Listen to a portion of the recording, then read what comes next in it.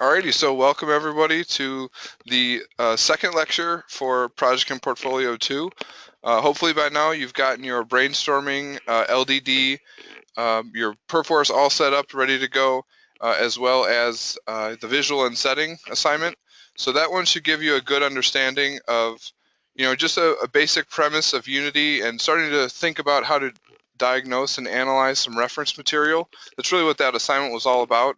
Being able to start to pay attention to those details, feel comfortable moving assets around inside the editor, applying some materials, and just overall try and do your best to accomplish what the image is showing. So as many of you may have seen, there was an announcement I set out regarding people having some concerns about using Unity for the first time. Uh, Very understandable. Some of the documentation in the class may imply that you know Unity beforehand, but I promise you that are not already, anything that you don't already know is going to be provided for you inside of the instructions. So we're not asking you to do anything that we're not teaching you directly in this class. And that being said, if you have any problems or any questions, definitely reach out to myself and Mr. Gazaway. Any questions at all, as well as the Unity Lab.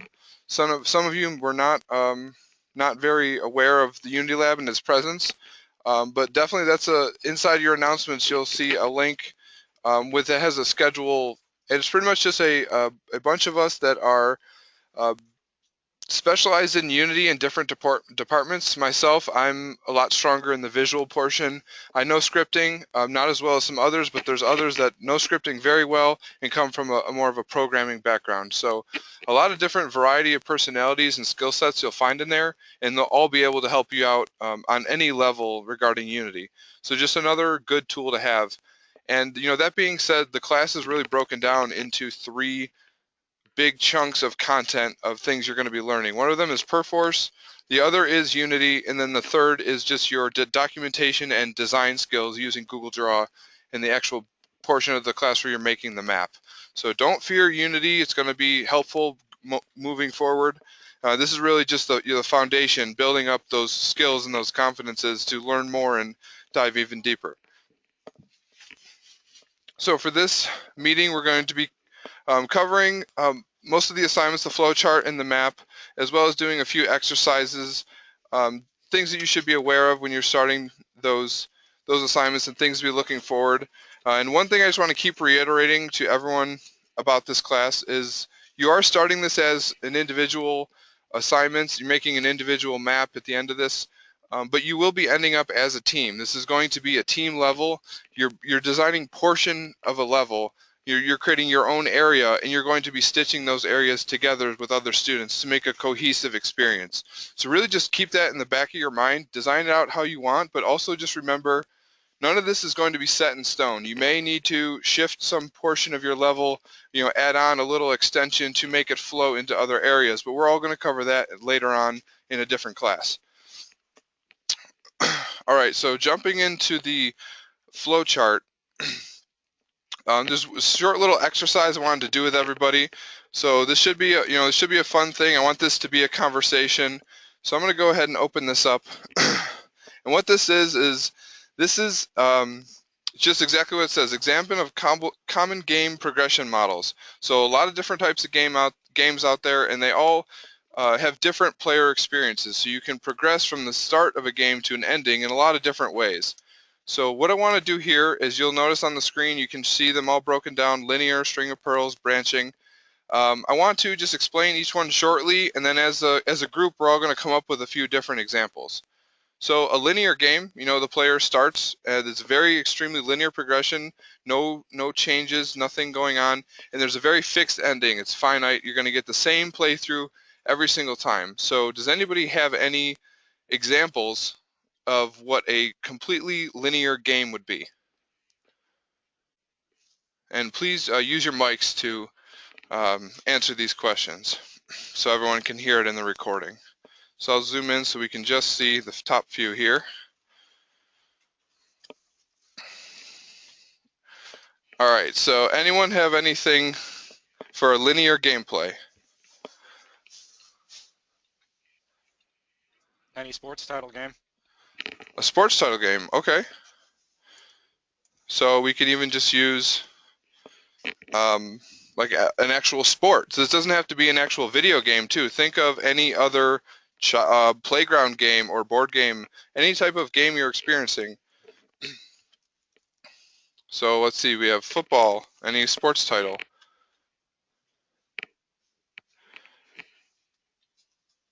Anybody else? Anyone have something? Dax, do you have any examples for a linear gameplay? God of War. God of War, good example. So that's a great title that Next, I would actually disagree with football as well because the quarters may start, or the halves may start at the same points with mhm, the teams kicking off, but the gameplay sets up in different points all throughout the game. Same with baseball, definitely. basketball. They Yeah, have a fixed that may be a in an better inning, but they're not linear. yeah, that may be a better fit for the string of pearls then, right? Hmm. Because you have each quarter is a non-linear gameplay. You're doing different things, but then there's these choke points. So the end of the first quarter, halftime, the end of the game. So what happens in between is different every time, but it's still a linear fashion. Another example for a completely linear game may be just a foot race. So you start a race, you run the race, and you're going to end up at the same point. No decisions to be made. It's just about who can do it the fastest. So anybody have any other examples for linear or string of pearls? Yes, it would be similar, but Dante's Inferno, And where would it's that be? similar. What would that be under? Linear? It would be linear. It's Yep, similar to God of War. yep, definitely. And the classic Dragon Slayer, Dragon Slayer, all right. which doesn't get any, you don't get any more linear than that. Yeah, that's a great list. Definitely a wide variety there of different linear games. What about String of Pearls? Anybody else have any other examples? There's a really obvious one everyone should know in particular for this class.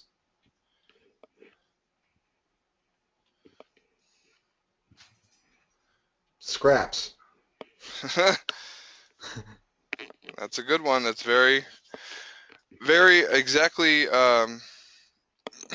So the Ex reason it is that each student has their own area where they can do some variation of linear, nonlinear, and then there's a choke point where they go on to the next student level. exactly. So And you can almost even break that down even further, where this could be your entire thing could fit into one nonlinear gameplay. So you may have a room or two where the player needs to solve a puzzle, but they need to advance, but they're going to do so through a choke point. So maybe they solve the objectives in one or two different ways, but they're going to choke into the next portion of your level. So definitely very important that the whole team level flows like this as well as each area.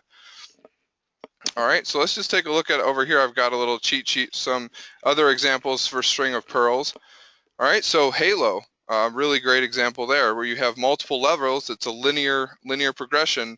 You can maybe use different weapons. You can avoid some enemies. You can kill all the enemies, but you're still going to get to these choke points where you're completing levels and getting that fixed ending. Alrighty, so branching, pretty self-explanatory.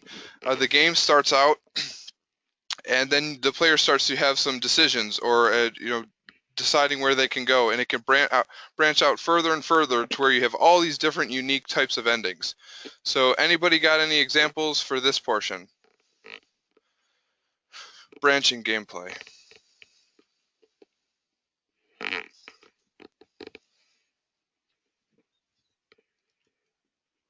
No one? All right. Well, I'm gonna say, call on someone. what's that? Let's call on. Let's call on someone. All right, Nate. What do you have? Any ideas for branching gameplay? Would something like Fallout be something like that? Like one of the Fallout games? There is a lot of What do you think, options and a Andrew? lot of variety. Do all the Fallout games have a fixed ending, or is it unique depending on what you do? I know there's a morale. The last one I really got into was Fallout 3, and there was pretty much a good and evil. So are all the Fallout games where, you can correct me if I'm wrong, are they all that way where you have unique endings depending on what you choose throughout the game? Most Bethesda games tend to be like that, yeah. All right, so Fallout series. One I was going to say would be Mass Effect. That's one I played a lot of.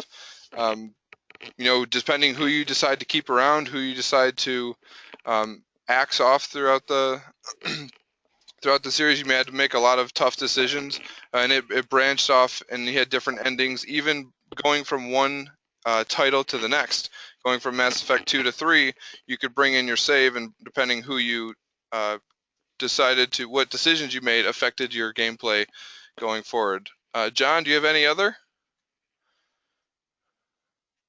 I'm not sure, but maybe a Fable. They had like 2 different endings, good or bad. And then the Telltale games, that like the Walking Dead series and the Game of Thrones series. Yeah, very good. Until that's very good. Walking Dead. I want to go with a not obvious one of Choose Your Own Adventure books. Yeah. And definitely, let's uncover this. Let's see what we've got. Yeah, the Choose Your Own Adventures. Really up to you how you wanted those old text-based games. Even the assignments that you were doing in, you may not have had it, but if you're using Vine, where you're making those branching stories or those text adventures, depending what you end up choosing in those results, you're going to get a lot of different endings. All right, so going forward, reductive gameplay. This starts out with a lot of different variables, and this one's tricky. For this one, start to think about other things than just video games. What type of reductive gameplay there is. So you start out with a lot of different options, and you break it down, and you reduce it further, so you have a few more options, you break it down, and then you end up in one finite finish. So this is a tricky one. Does anybody have any ideas of some type of game or experience that could fit into this reductive meaning? Gears of War. What are the options that Gears of War starts with? You have the option to either do the training or skip the training depending on your level of skill, and the same thing with like throughout the story you can choose the left path or choose the right path, but ultimately the ending is still the same.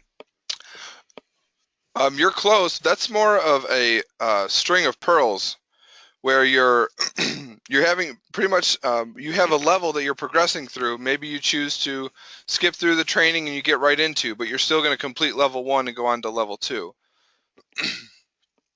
John has one.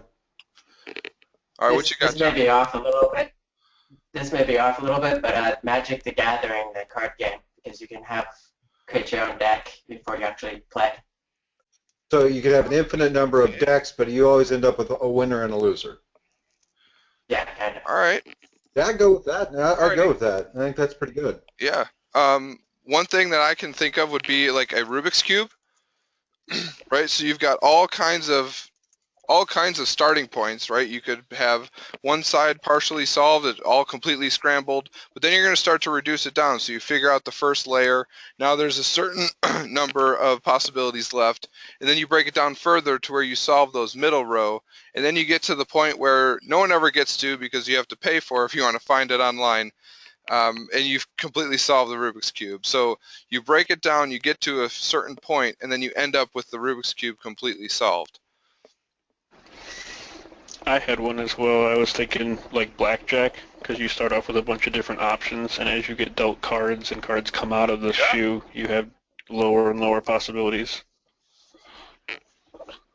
Definitely a good one. You start with lots of different variations of cards in a hand. Same with poker, really. As long as it's against the dealer. Against players, it's a more nonlinear game. But yeah, you're right, and it ends up you only fixed ending. You win or you lose. That's it. No matter what combinations you start with, you get fewer. How about this one? A sports tournament or a Magic tournament? Any tournament? Yeah. Just looking at all the different players. Yeah, just looking at the diagram, it starts to look almost like a tournament bracket. You see, they would write this down on the board and post who's advancing. If you ever played like any like fantasy football's final tournament, or even like the NCAA tournament, you get the big bracket and you fill in each one. You're reducing possibilities to a finite ending. So yeah, really, really good example. Same thing, jigsaw puzzles.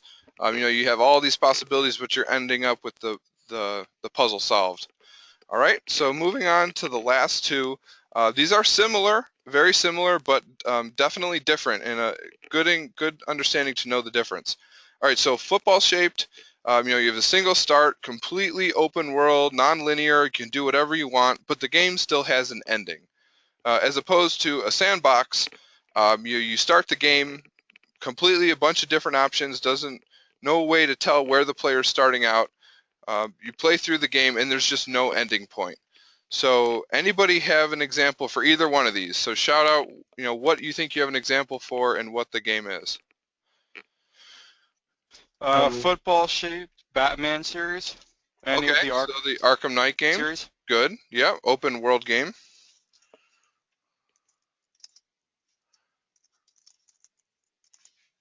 All right.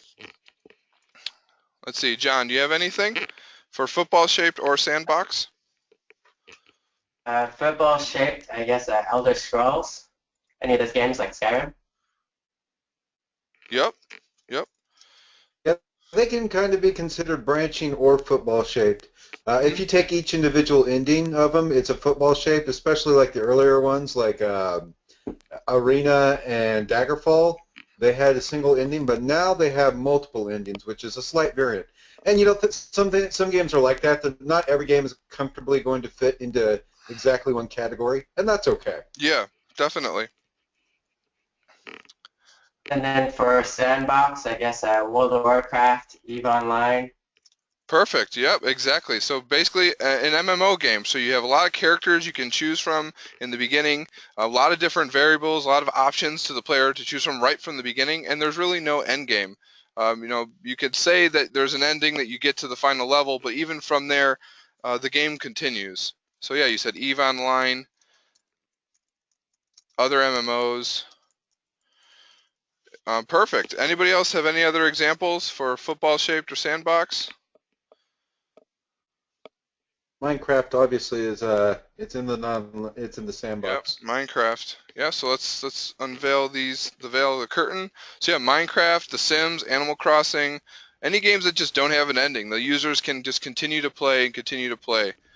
And then yep, and pretty much for football shaped, you want to think open world games. Fallout 3, Crackdown, anything that the GTA, another great example, the player is going to get an ending. And some of those games as well, Crackdown, I know one of the series, depending on if you did X, Y, or Z, you may get an altered ending, but really you still have that same final mission. So taking a look at all of these now, being here at Full Sail, we don't really have the time to make a sandbox game. We're not going to have time, even in Final Project, even in Final Project, we don't have time to make an entire MMO or an open world game. You're really going to be focusing on these top two and maybe some branching games. Maybe you have a level that branches off with different endings, but this is really what we want to be focusing on. And for scraps as well, we really want to be focusing on this String of Pearls gameplay. And let's just go ahead and reveal that. So any questions at all about that? Does that make a lot of sense and get you guys starting to think about different types of games and how the gameplay and progression breaks down?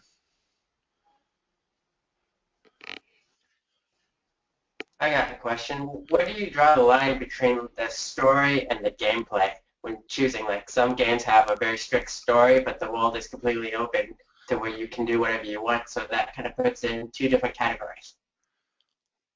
That's a really great question. Ultimately, you want to think about this is focusing on the gameplay itself and how is that story driving the gameplay to really start to discern one from the other. Yeah, and that's the thing. Anytime you put jargon and categories to something, you will immediately find exceptions. Yeah. So yeah, that's just going to happen. That there will be some things that have non-linear mechanical gameplay but linear story gameplay, or vice versa. Probably not, but possibly. Or have some sections that are full or like Farmville and games like that don't real comfortably fit into most of these things. They're mostly sandbox games, but there are Hmm. other things where you have completion elements, but odd parts. And that's just the reason that we lay these out graphically like this is not to codify everything and say it must be like this, but it's to help you think when I'm building something, there are different implications and meanings for each of these. For example, sandbox and football, like Andrew said, are the hardest games to make. Highest scope, most wasted time as opposed to user seeing, users never see all the content in Definitely. those. Whereas in a linear game, they're really limited on what they do in gameplay, but the user sees every bit of it.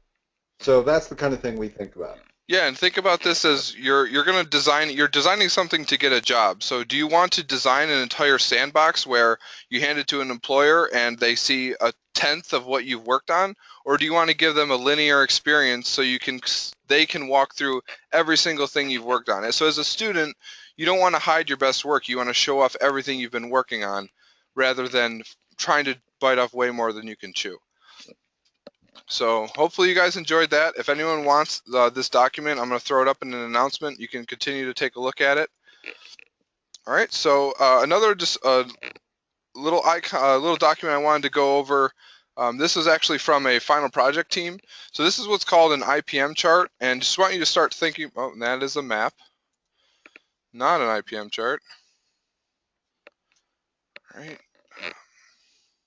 Let me go ahead and open it up over here. Give me 1 second.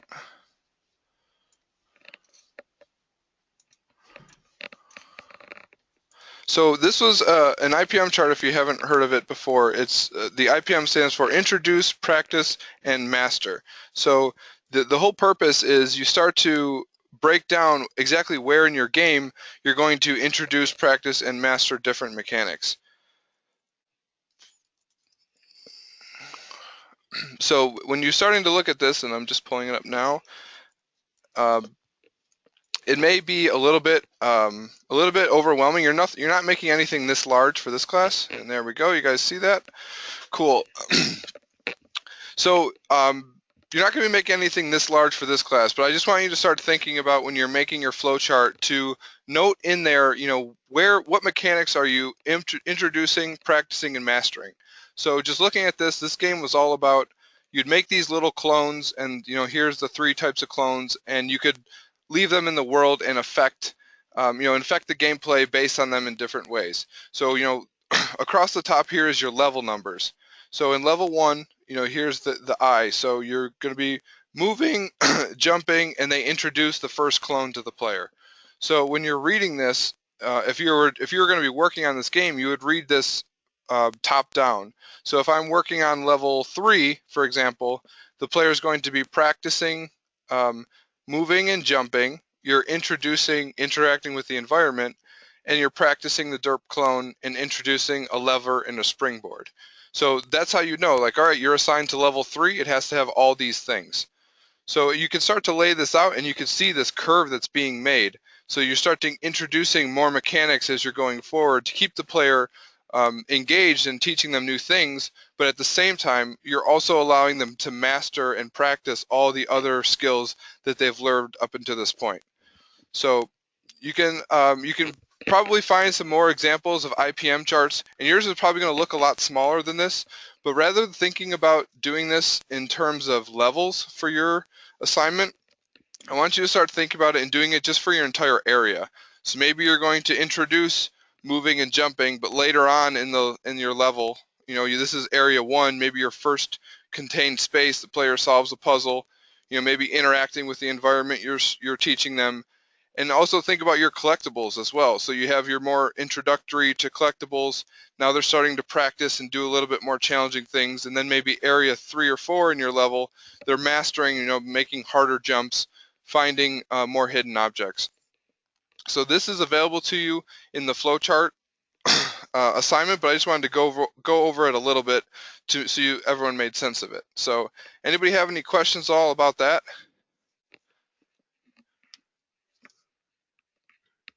Not anymore.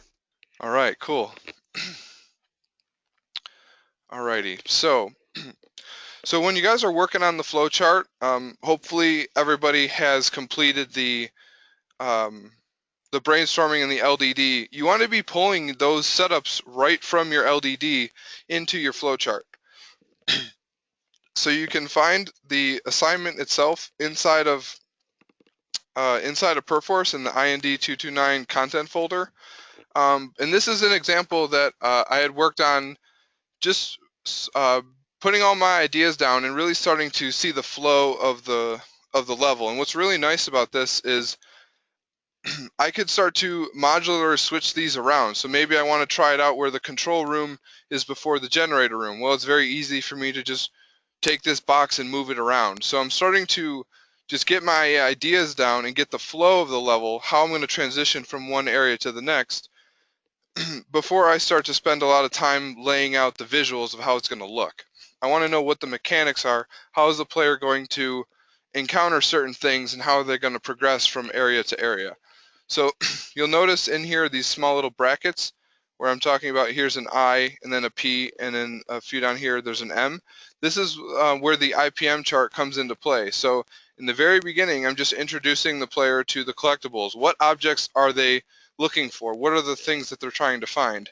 And then in the next area, I'm having the player find and use objects as well as solve a puzzle. Maybe very simple and straightforward, but they're starting to show the player how they can use certain objects and solve puzzles. And I continue moving forward with that. So I know that you guys have used flowcharting before in other classes, and we really want you to take advantage of this step in the process. Sorry. See if I can zoom in. So I'd like to have at least one image per area, so you get a good visual representation of what it is that you're working on. What you want the final product to look like, and as well as use all these icons that we have up here in the legend. Start to break down exactly what you want in each area, so you can start to know exactly what it is you're going to be needed to be tasked with to create each one of these areas. And definitely don't skimp on the transitions either. Think of your transitions between one area or one portion of the level to the next as a minor setup.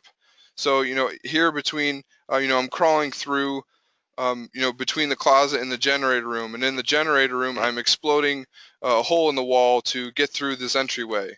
And now from the control room to the second floor, I'm giving the player a small choice. And one thing I wanted to point out, and the reason why I added this choice in here, was just to show you that we're giving the player a choice, but we're making them think that this choice actually matters, when in reality they're going to end up on level 2. So if they want to take the first option, the elevator, so it's a slightly easier for the player. They can just ride the elevator up, listen to the casual music, and maybe find a collectible. Or do they want to go up the staircase? There's a health kit for them, and there's also another collectible. So giving the player a different option, but they're going to end up in the top floor showroom no matter what. And in this final area is where I have my featured asset, and I explained it a good amount here, and then I really want to showcase the level of detail that I put into my featured asset over here in the notes.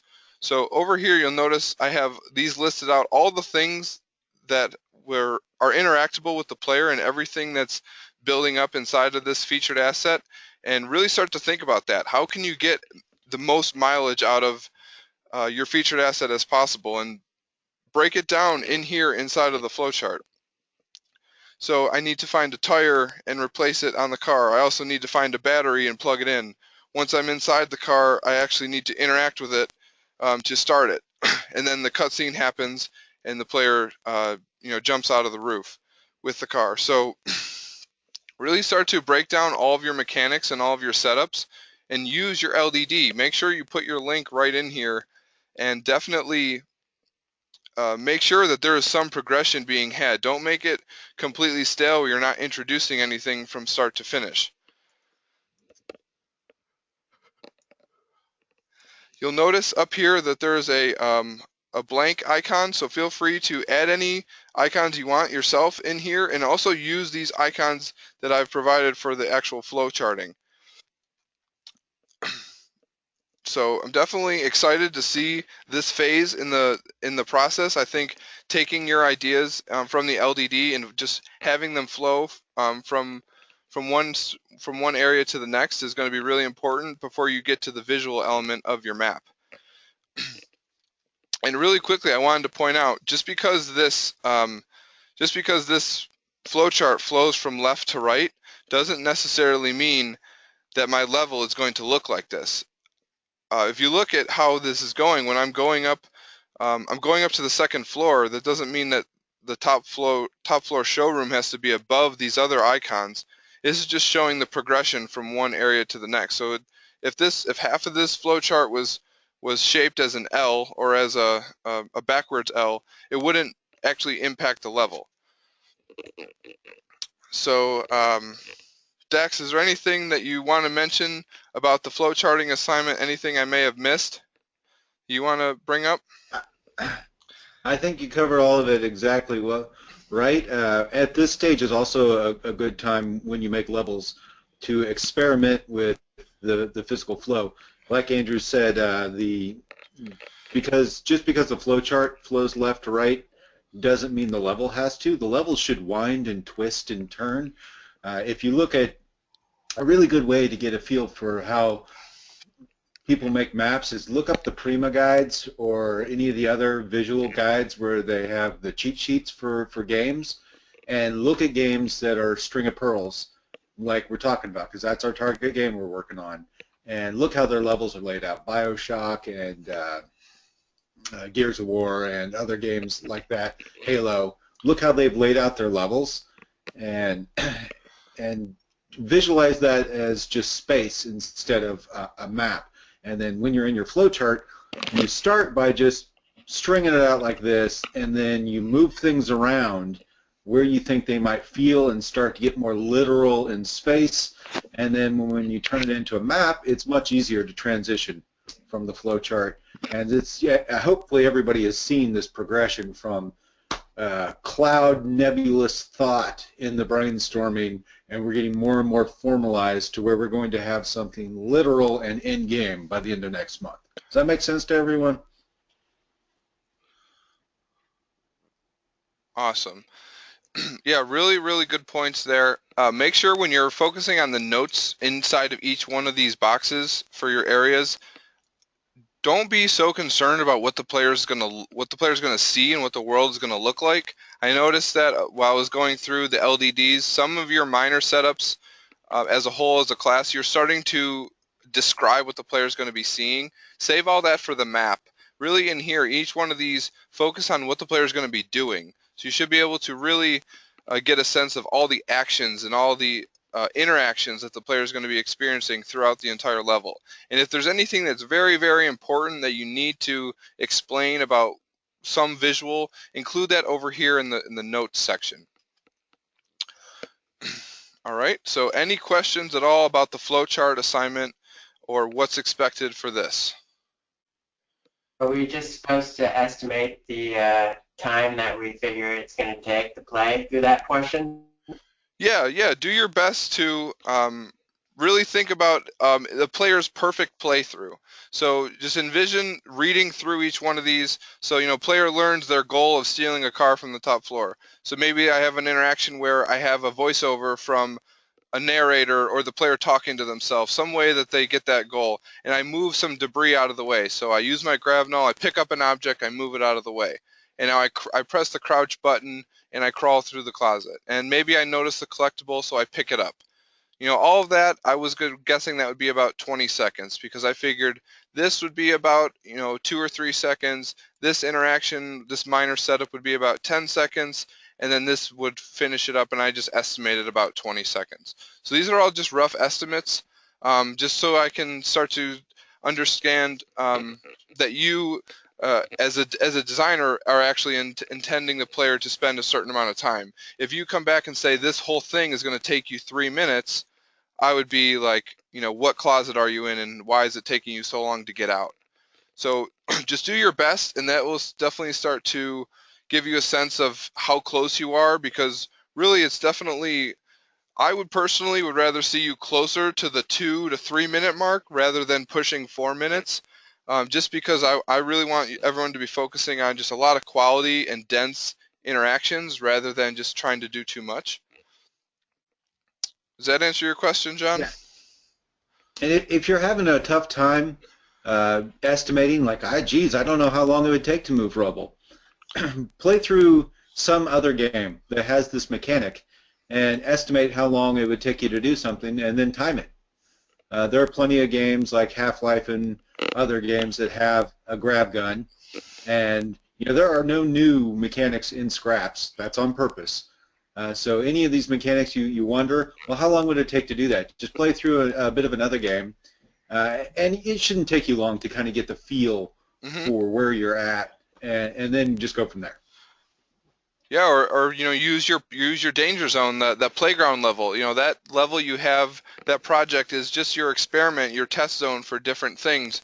So you feel free to test and mess around with the grav null in there to get a good sense of how it feels and how it controls. All right, so let's moving on from there. So now we're just going to talk a little bit about the map assignment and what you should be doing after you finish your flow chart. Just wanted to keep reiterating, make sure you're using your LDD.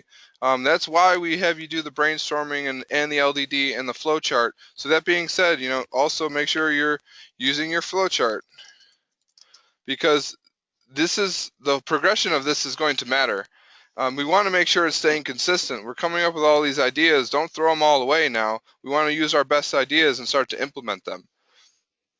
And just a few things that I have to talk about, and I want them to be very clear. It's in the assignment, but I want to make sure everyone knows it. These 3 points.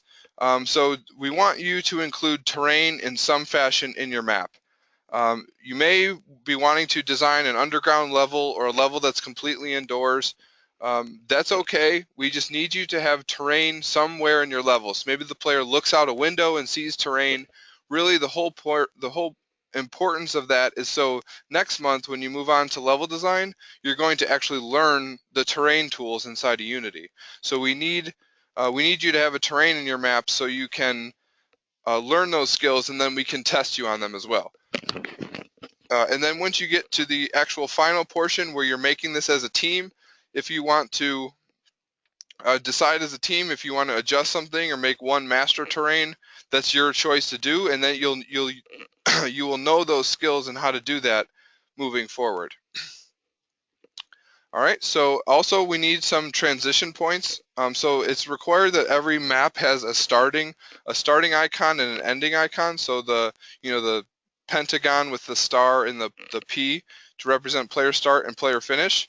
But we also want you to start thinking about how your level is going to transition from one portion of the level to the next. So you need to start thinking of trying to make them modular, or making them in a point where it's okay if things need to be shifted or adjusted slightly. So just make sure you're thinking of having an ending portion, whether it's a hallway or a stairwell, or so whatever it may be. There's a lot of different options there, but you have to start thinking that this area is going to be connected to something else. All right, and then also we want to make sure you have 15 collectibles laid out on your map. And this is your opportunity to show some of your creative skills. So this isn't going to take a lot of, you could do some scripting, you can make some really cool interactions, but at the end of the day are you putting these interesting little collectibles as rewards for the player, rewarding them for taking certain actions. So we don't want to see, like, you walk into a room and there's 15 collectibles laying on the ground. Well, you said just put 15 collectibles, that's not going to be acceptable. We want you to put them in different ways, reward the player for having different minor setups, completing the major setups, have a different variety, be creative as you can and use your setups from the LDD.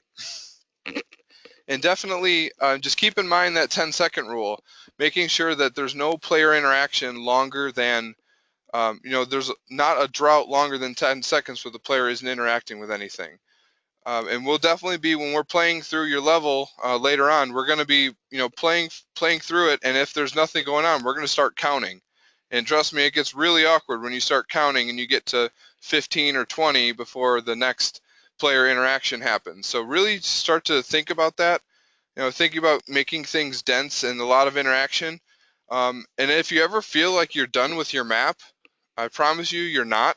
What you can do is save your map as an image and then apply that image as a texture to an object inside of Unity and just run around on it and pretend like you're playing. So follow along the player path that you've laid out, and you'll start to notice maybe your scale's off, or maybe there's a long stretch of nothing going on. It'll give you a better sense of exactly what areas you need to improve, and then that'll just allow you to iterate even further before we take a look at it. Alrighty. So real quick, I also want to just cover this common mistakes. We're not going to read through every single thing on here and go over all of these because it's a pretty beefy document. Everyone got access to this during the LDD assignment, but if no one took a look at it, definitely make sure you do so. During the meeting next week, I'm going to have this open while we're going over some maps, and I'll be able to point out exactly those things on here. So really make sure that you read through these, and even if you just look at these, they'll probably start to sound very self-explanatory. But each one just has a short little description of what's going on. So really just take a look at this. The very first one here, big empty areas. Just looking at this image it almost looks like you're playing Skyrim or some open world game where you're exploring, a lot of things to do, but this image looks very empty, big and empty, not much to look at, not much going on. But if we scroll down to this image down here, right here is a really great example of dense interactive gameplay. This was taken right from a student work. He, for his first submission, turned in just a completely empty hallway, and we just need it. We told him you need something in here. You gotta have some type of interactions. So he's like, all right. He came back the next week with this, and it was night and day from the first submission. So here you can see, just looking at this image, you see a lot of cool visuals going on, a lot of interactions going on. So you'll notice this barricade in front. So the player had to climb up this ladder, walk over this walkway, jump down on the other side of the barricade, and immediately right after they're faced with a fire hazard. So they have to figure out how to get by that environmental hazard, turn the corner, a lot more stuff going on. So this is what we're looking for. This is the kind of things we want to see. And reading through this document, you're going to avoid a lot of those problems right from the get-go. Another one we see a lot of is literal key and lock setups. So please avoid doing this. I saw a few setups in the actual LDD assignment where people were mentioning key cards and keys. So if this is you, if you've decided to use a key card, you're not the first one to think of using a key. It is very, very used over and over again. It's been done thousands and thousands of times, as it says right here. We want to avoid that. We want to have different interactions and different setups that are going to entice the player. So you probably already have some that you've fleshed out in your brainstorming ideas and in your LDD, but just stay away from actual literal key and locks and continue to read through this if you want to understand why. Another one we see a lot, and I'm just going to talk about one more and then we can move on, would be one room, one item to collect. So if you want to have, I want this office building and there's all these little closets, and you open the janitor's closet and right in front of you, there's a collectible on the ground. Well, that collectible may as well just been right outside the door. Having an interaction where you just open a door to find an object isn't an engaging interaction. When was the last time you went into your room, grabbed your keys and walked out and been like, man, that was awesome? You have to have more to do. If you want to have a room that's all about a collectible, make that room about the collectible. Have the player have to do small little interactions to build up to actually get that reward. Make each collectible feel like a reward and an accomplishment to the player. So any other questions about this document or anything that you guys want to talk about and just discuss as a group? This really wanted to make this feel like a conversation more than just me lecturing. When you say no literal lock and key, do you mean Like, can we not have a mechanic where there's something the player must acquire first in order to progress, like lock and key, or do you mean like literal lock and keys? No, I mean like literal, like I go over to an object and I pick up this tiny little key, or I pick up Key. this Okay. tiny little credit card sized key card, and it's Okay. this the reason why is it's right here. It's if we make it realistic, it's going to be hard to see and difficult for the player to find. But to make it giant Right. and cartoonish, that doesn't fit the creative vision for the game scraps. So we really want to try and find more of metaphorical lock-in keys. Okay. In my flowchart example, I went with one of Mr. Gasway's favorite of dynamite. So the dynamite is my key, and the lock is the cracked door, or the door or the crack in the wall that I set the dynamite down. You have a nice particle explosion when when it explodes, the wall breaks away, and now that's your barrier you get through. So you have that same, this area is locked until you obtain this item, but what that item is unique and interesting. So really stay away from keys, key cards, even crowbars, right? A crowbar is essentially just a key. You walk up to the item, you press an interact key, and it's open. So try and really come up with a creative solution there. There's a lot to pick from. There's no right or wrong answer, but we want to stay away from those literal key and lock setups. Any other questions? And Dax, do you wanna add anything? No, man, you nailed it. Awesome. All right, so I think that pretty much covers it as far as the map assignment goes. I know there's a lot to do this week between the flowchart and the map, and also starting to take a look at the entryway. But if you ever feel like you're finished with your map before the due date, or the flowchart, either one, get in contact with myself or Mr. Gazaway, and we can review your work and give you a small little push in the right direction, or maybe catch you from making a big mistake. So if you get done with your assignments early, I would definitely enjoy taking the time out to just give you a short little critique on what I'm noticing while you're working. And then next week, when we're in the lecture, anyone that wants to come, it's going to be after your maps are submitted, so we're going to hopefully have some volunteers for people that want to put their map up, and I'm gonna give you some input, as well as Mr. Gasway. We can give you a live critique about what's wrong, what you're doing right, and you can walk us through what you've got going on in your map. So really make sure you get all this stuff done as soon as you can, and then get with us to get some feedback.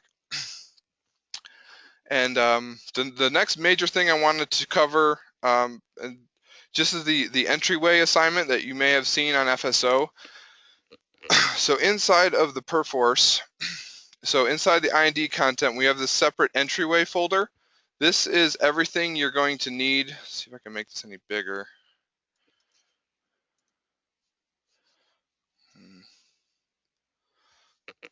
So inside of this, can you guys see that, or is it really, really tiny for you?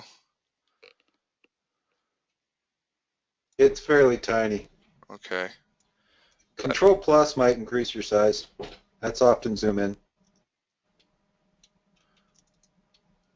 Actually, let me just switch to sharing my other screen. Maybe this will change because I'm on the big monitor. See, is that any better That's for you better. guys? All right, cool. Yeah, much better. All right, so inside the entryway, this is going to give you everything you need to complete the assignment. So start with the experiments, number one. So start with experiment 1, 2, and 3, and they're all pretty straightforward. Everything, like I said before, everything that you're going to be learning in here, or that you're going to be asked to do, you're going to be learning right in these experiments. So we're not asking you to pull in any outside knowledge, or do a lot of Google searching. Everything that we're teaching you is what you're going to be tested on. So start with experiments 1, 2, and 3, and then you're going to be working on this turbine competency assignment. This is the entryway assignment. So pretty much you're going to be working on this wind turbine, completing these separate experiments, and then you're going to be asked to take that knowledge and build an entryway from it. Here are these Unity packages. These are just for your own personal need. So you can, in theory, start with experiment 1 and work through all 3 right in your own scene. If you'd like, excuse me, if you'd like to though, you can complete experiment 1 And this experiment 02 package, this is experiment 1 completed. So you can start doing experiment 2 from here. And experiment 3 is just, this package is just the first 2 completed. So we're just giving you, the tools of what you should have already done, but we're giving them to you just in case you want to see what the finished product looks like. And then here, the turbine experiment complete, that's exactly what it sounds like. It's the completed experiment that you can test and play through. So just import these packages into your Unity project and continue to work in there. And then here, grab this entryway assignment, and this is just a scene for you to build your entryway in. And then when you're done, just like for the playground, you want to come to the compiled folder. So 1601, you'd go to the compiled and drop it right in here, just like you did. That's actually in week 3 because that's when it's officially due, is the end of week 3. So come into here, drop in your entryway, just like you did for the playground. So submit your exe in the data folder right in there, and then we'll grade through your exe. And just so everyone knows, I'm going to be sending out an announcement for this as well. But Friday morning at 11 a.m., I'm going to be doing the experiments live. So I'm going to be walking through experiment 1, 2, and 3, making the wind turbine, and I'm going to be recording my progress. So if anyone wants to come in while I'm doing it and watch live, I'd be more than happy to. Just please know that I'm going to be, recording the session, so I'll take questions all the way at the end of the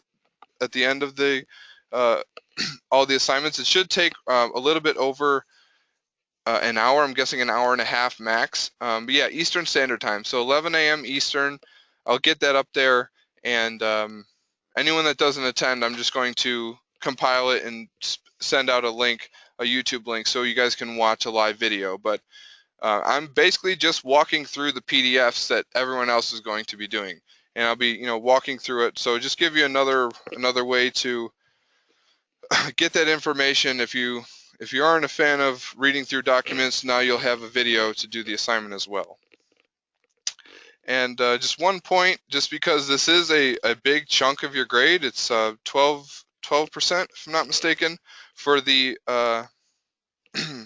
for this entryway. So make sure you're testing your exe. Don't just submit it, or submit the change list and go to sleep while your change list is being uploaded.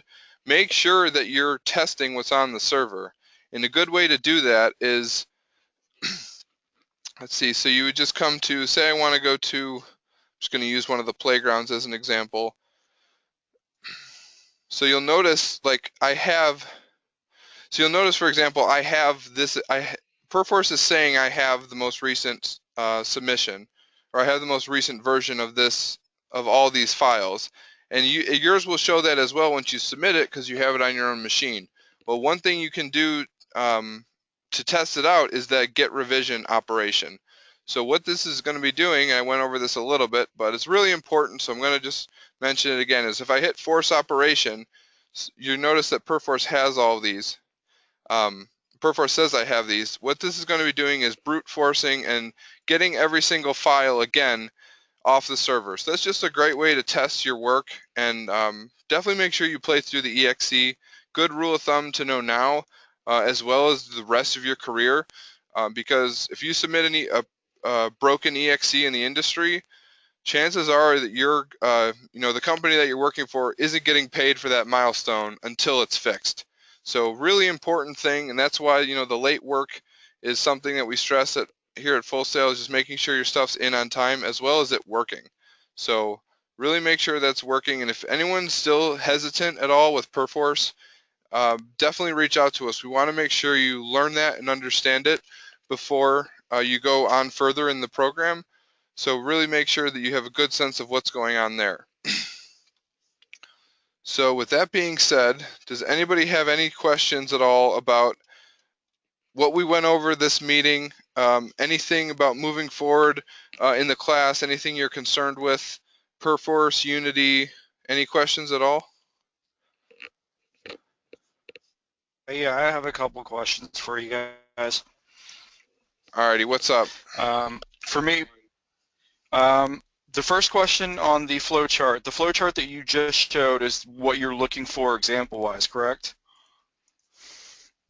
Yeah, I mean, I would really, this is something that I myself put together with one other instructor, but it's, yeah, this is where what I'm interpreting from the assignment, and I really want to see you guys, pushing yourselves to include as much information in here as possible. So if you want to, fancy it up and put a lot more detail in here, that's definitely accepted and welcome.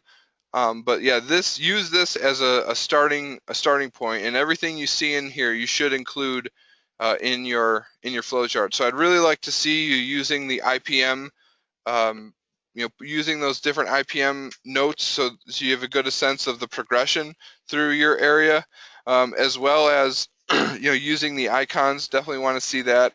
And just numbering, simple things like numbering and using very well organized layout for your notes. All right, so Gotcha. are we going to, And then, oh, and good. I just saw John posted, are we going to have a link to that flowchart as a reference example? It is inside of the PDF. There is an example to this exact same flowchart. And Okay, the other question I have, go ahead. sorry. The God, I have the PDF for it. The next one, which is the rough map, Yeah. for some reason when I try to click on the template for that to see the example, it's not letting me see that one. Okay. So that way have you tried it recently? Just I tried it about an hour ago and it was still saying that I was having an issue. okay. I'll double check and make sure that's the case. So you said, was it the template or the example that was giving you that problem? I recently just fixed both of those links, so I can definitely make sure those Okay, are yeah, because working. it was saying that I had to ask for permission to view it. All right. If you could really quick try opening it again, and that brings up another. While you're doing that, I wanted to bring up another example map. I almost forgot this point. So here is just another example. This is a very, very well done map. And this is also, keep this in mind, this was from a team class where they're designing this and developing this map together. But I want to use one area as a specific example of just the sheer amount of detail and quality that this map is showing. So first of all, take a look at the notes. Very, very well detailed notes. And you'll notice, I'm going to zoom in to see if I can get everything on screen. That's as best I'm going to get.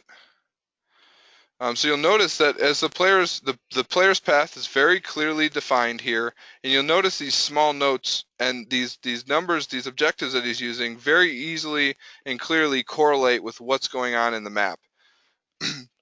You'll come through and you'll see things in the player's path, and also just look at the construction of this area specifically. Like, look at how these walls have some thickness to it, and here it looks like this is a small little piece of glass or something the player can see in. You want to avoid doing things like this over here where you have just thin little strips.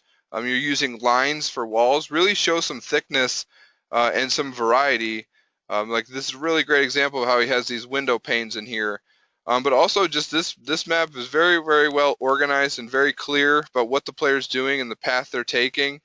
This team also went above and beyond and made their own icon. So here's this little security camera icon, as well as this big turret that they made. Not required by any means, but you can very clearly tell that it really adds to the map and the readability. Any one of us could take this map into Unity and recreate it very, very accurately just because of the detail that's placed into this. So I can share this link with everyone else as well in an announcement for just a more refined map, and really just focus on this portion in particular. The rest of this map is very, very well done, but this one in particular is very well detailed and just using these small little debris piles. So it's already showing accent pieces to the map, as well as very clearly labeling all the icons, all the interactions, and just overall a lot of detail that went into this. So I'm sorry, I still don't know who Soaring Panther is, but were you able to open up the template, or is it still giving you problems? Yeah, yeah. I got the template open now. Sorry, I'm Armando. I don't know why it Okay. opened under that name. Okay. Alrighty. So Okay, this example right here. I'm sorry. Just one more question before I forget. yeah, yeah. The example that you have right here, it's the rough draft, week 3. That's that assignment, right? That PDF. Yes, yes. Okay, so Yeah, the so flow this chart and then this. yeah, That's what I so wanted to make sure. definitely, this isn't just because the assignment says rough, and this goes for everyone. Just because it says rough, don't think that you can, slack on it. Really try and do your best that you can and get it polished. And then next week, we're really going to dissect it and break it down as best we can. So we're going to be very very critical and really find some areas we can improve, right? Because this is just moving icons. When we're in Google Draw, we can still design and still come up with different ideas and then apply those, to the LDD. But once we're inside Unity and we're working on our level, it becomes a lot harder to start moving 3D objects and shifting entire portions of the level. It's much easier for me to, say, all right, I want to have this cache over here, and now I want to add in a barrier at this point. It's much easier for me to sit here and even while I'm talking, just start to prototype different ideas and different concepts and come up with different layouts, different visual layouts for how the level is going to look. It's much easier for me to do it here than it is inside of Unity. So work on your map, get it to as best a point as you are, and then come into the lecture next week, and we're going to give you all kinds of different ideas and different suggestions, ways to improve the map, and then you're going to go through it again with a fine-tooth comb and really, really improve it. Because if you look at the weighting of the map rough, it's a smaller percentage. It's 5% of your grade, but the final is a big chunk, right? It's a 25% of your grade. It's a quarter of the class. We really want to make sure you have a very well fleshed out design. So we're expecting you to make some of these common mistakes throughout the rough. So it's important that you keep this in mind and keep all these concepts in the back of your head while you're designing it. So then when you come to get some feedback, uh, we can address some of these issues and improve it, so that way when you're taking this into Unity, you're making a really awesome experience, because the design portion of the map is really where all the creativity and the design comes from. And when you're in Unity, you're just an implementer at that point. The design's already done, now you're just building it. Andrew, can I jump in on this one too? Yeah, yeah, go for it. So yeah, I would add as far as like the level of rough, this map and this team and the other example map that you've seen, both of those maps were brainstormed, LDD'd, level flow charted, rough map, final map in 1 week. So you have a lot more time now in this class. That's one of the reasons we've broken out this class, is you have a lot more time to really get in here and get these things really well polished. So we're expecting to see a pretty high level of great stuff coming out. And you have the opportunity now to do it. It was kind of rushed before, and this was the results we got. Yeah, before we really didn't have much time for changes. We would tell the teams suggestions for changes to make, but they already had to be inside of Unity working on their alpha, their first submission for their block out. But for this class, we really have the time to take all these revisions carefully and definitely make the changes necessary to improve the map.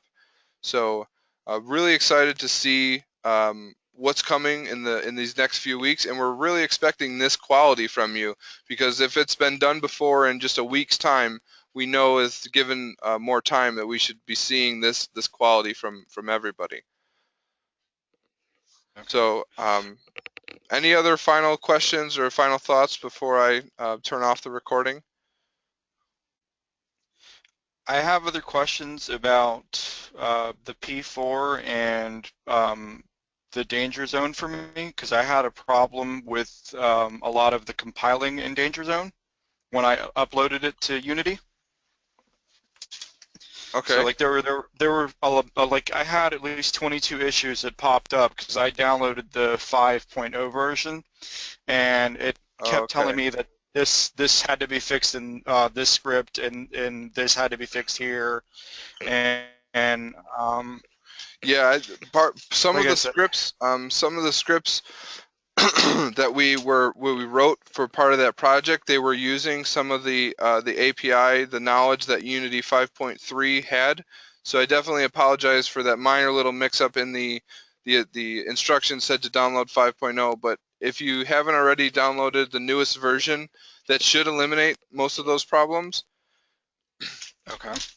Um, and I can definitely meet with you to make sure that you get everything on track and you get Perforce working. So it worked for Nate, and I definitely apologize about that. So there's just a lot of moving pieces and a lot of things that constantly need to be updated and revised. But that's this industry for you. Things are always changing and updating, and definitely I put the misinstructions on my plate.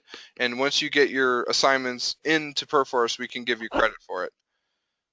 Okay. Yeah, because that one thing kind of like threw me off because I couldn't figure out how to fix it, and that was a stressful thing for me. Very understandable. Yeah, this is very normal in the game industry. There are always pieces you're under control that you have under your control. We have FSO under our control, and then there are pieces that are not. Every game industry studio now uses some form of middleware for something. So, like when Perforce decided to call themselves Helix recently, I don't know Hmm. why, but they Yeah. did. Yeah. That threw some people off. So we, adapt and overcome. That's what we do. We're designers.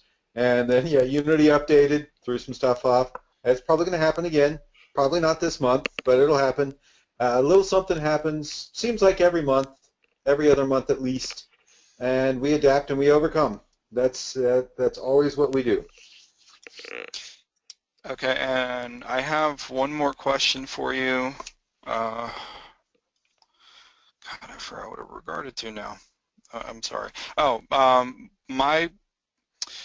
do I need to get with tech support to find out how to update my Windows service? Because when I first started, I downloaded Windows 7 because that was what was required, and now I keep getting a little window that tells me that Windows 7 is no longer valid, and I have to update my system.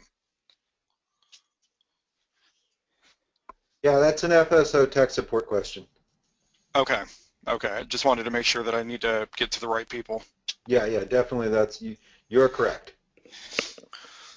All right. Well, you guys answered everything for me, so thank you very much. Awesome. Great, Glad we glad to could help. help. All right, so thank you everyone for coming out to the meeting tonight. I'm going to put this up shortly for everyone to watch if they'd like to. And definitely make sure you check out some of those examples and get with us if you have any questions in the Unity Lab as well. So we may not be available every single day during the week, but someone is during the Unity Lab. So double check the announcements if you're not sure of that schedule or what the Unity Lab's all about. But if there's someone in there, they'll be more than happy to help you. And if they can't help you, they're going to get us in contact with you and let us know that you're reaching out. And that being said, always feel free to reach out to either one of us. And I'm just going to throw my Skype in there just so everyone has it. Depending on which section you're in, I'm fine with talking to you if need be. So it's fs.andrew.o'connor if anyone doesn't have it. And yeah, throughout the week, if you want us to take a look at your work, we'll definitely be able to, review anything you have and make sure you're moving in the right direction. So take care and everybody have a good night.